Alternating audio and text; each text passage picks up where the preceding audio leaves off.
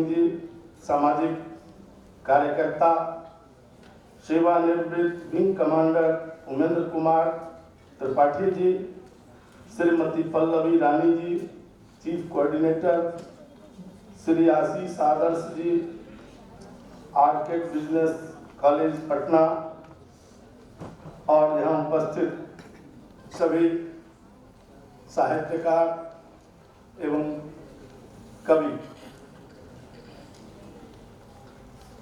तथा मीडिया के सभी छायाकार, पत्रकार बंधुगण और मंच का संचालन कर रहे श्रीमती श्वेता सुरभ जी, जिन्होंने अपनी वाणी से हम सबको बीच बीच में बांधे रखती है। आज ये साहित्य उत्सव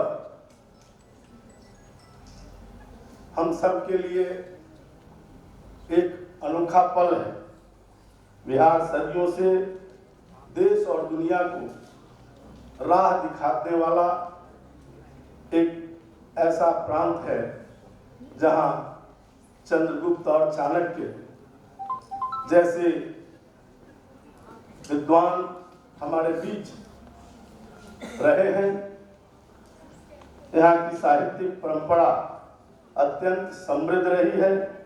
एक से बढ़कर एक उद्भट विद्वान और साहित्यकार यहाँ हुए हैं और उन्होंने अपनी लेखनी से समकालीन समाज को नई दिशा देते रहने का काम किया।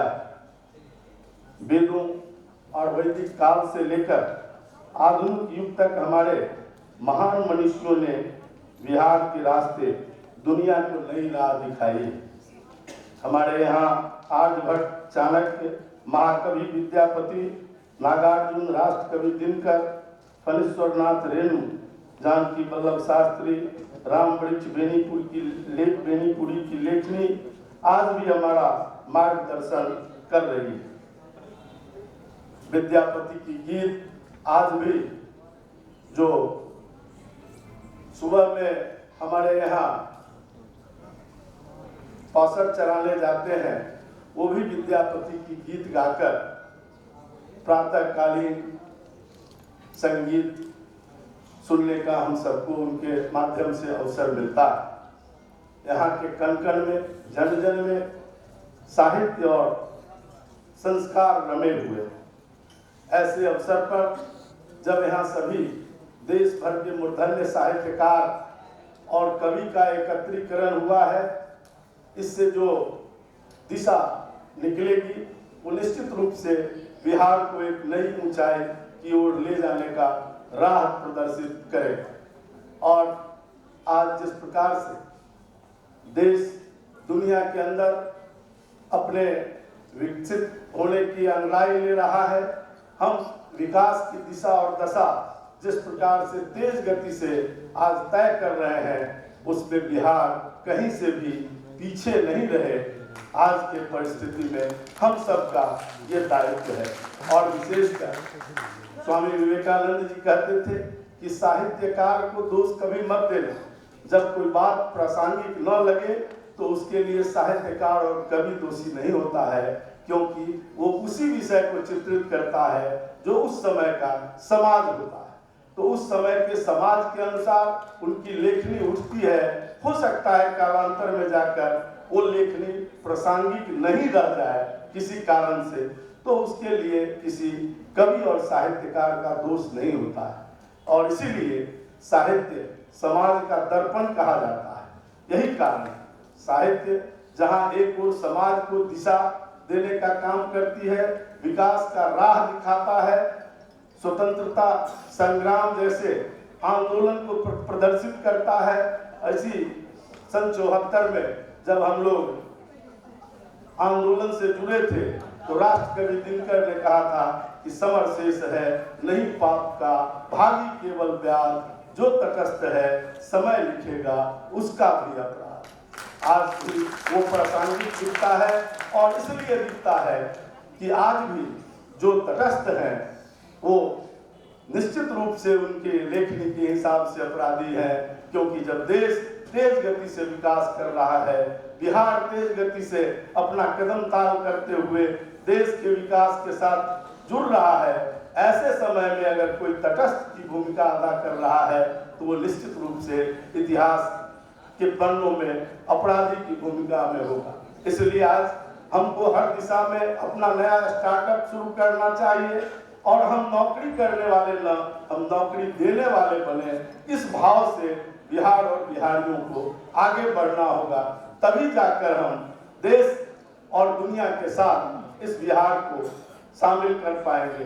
नहीं तो इस विकास के दौर में किसी भी दृष्टि से अगर हम पीछे रुकते हैं तो ये इस समय का और इस अवधि का अपराध होगा। इसलिए उस अपराध के हम सब भागी न बने, बल्कि अपनी पूरी क्षमता के साथ हम इस बिहार के विकास में अपना सहयोग करें, अपनी भूमिका अदा करें। और आज के लिए मुझे लगता है कि आप सबका यहाँ आना एक सौभाग्यशाली है इस बिहार के लिए, और इसके लिए मैं श्री विकास वैभव जी को हृदय से फिर से धन्यवाद देता हूँ कि आपने न केवल डंडा उठाया, आपने लेखनी का भी सहारा लिया।